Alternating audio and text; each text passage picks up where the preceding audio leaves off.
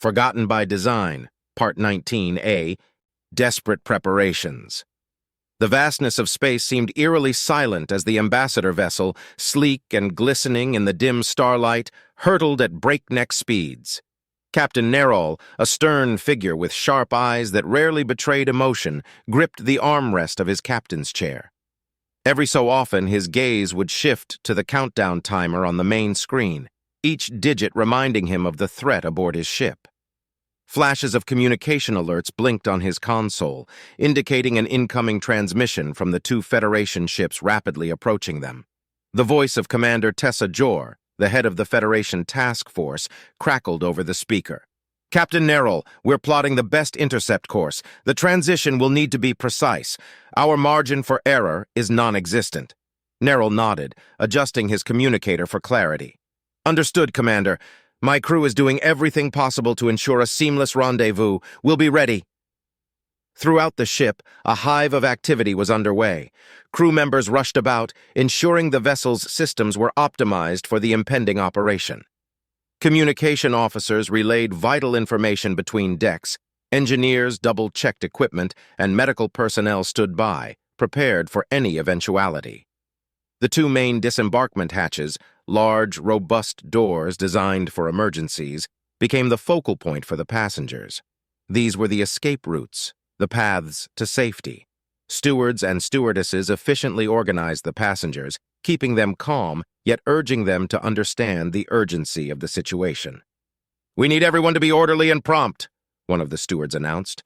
"Once the Federation ships dock, we'll begin immediate evacuation. Please remain close to the hatches and listen for further instructions." In the vessel's control room, Captain Nerol's second-in-command, Lieutenant Vera, monitored the ship's position relative to the Federation vessels. "Captain," she reported, "the Federation ships are closing in. We'll be in position in approximately 15 minutes. Nerol nodded, his thoughts racing. He knew that the sudden drop from faster-than-light FTL travel was going to be their biggest challenge. The ship's inertial dampeners would have to work flawlessly to prevent any casualties. "Vera, ensure the dampeners are at maximum capacity. I don't want anyone getting hurt when we drop out."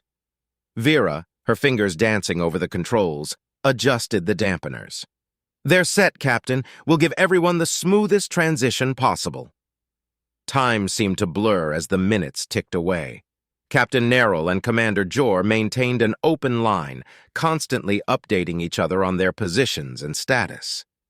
The trust between the two seasoned officers was palpable, each understanding the gravity of their shared responsibility. As the countdown to rendezvous entered its final moments, a soft chime echoed throughout the ship, a reminder for everyone to brace for the drop from FTL.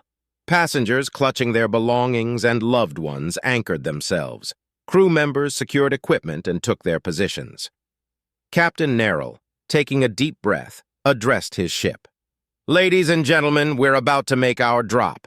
Trust in our preparation and the skills of the Federation fleet. We'll get through this together." With those final words, the ambassador vessel prepared for the critical transition, its fate intertwined with the two approaching Federation ships. The stage was set for a daring operation that none aboard would ever forget. The final countdown. A palpable sense of urgency hung in the air. The ship's gentle hum seemed to fade into the background as Captain Nerol made a decision that would, paradoxically, bring the danger closer to everyone's consciousness. The sound of the bomb's countdown, each tick echoing like a chilling metronome, was broadcast over the ship's intercom. The passengers, already anxious, became increasingly aware of the limited time they had. Whispers of concern, silent prayers, and held breaths filled the atmosphere. With precision born from years of training, the Federation ships rapidly closed the distance and locked onto the ambassador vessel. The sensation of the two giant vessels making contact was unmistakable, a jarring thud that resonated through the ship's frame, followed by the metallic scrape of docking clamps securing their hold. "All set for disembarkment!" boomed the voice of Commander Jor over the communication system, echoing Captain Nerol's urgency. "We have a tight window. Make every second count." Explosive charges designed for emergency releases detonated at the hatches. A resounding boom, followed by the unmistakable hiss of decompression, filled the space as the pathways between the ships opened. Federation crew members, in their distinct uniforms, stood at the ready, directing the flow of passengers and offering assistance where needed. As the passengers streamed through, guided by the steady hands of the Federation crew, the countdown seemed even more relentless. 2:48, 2:47.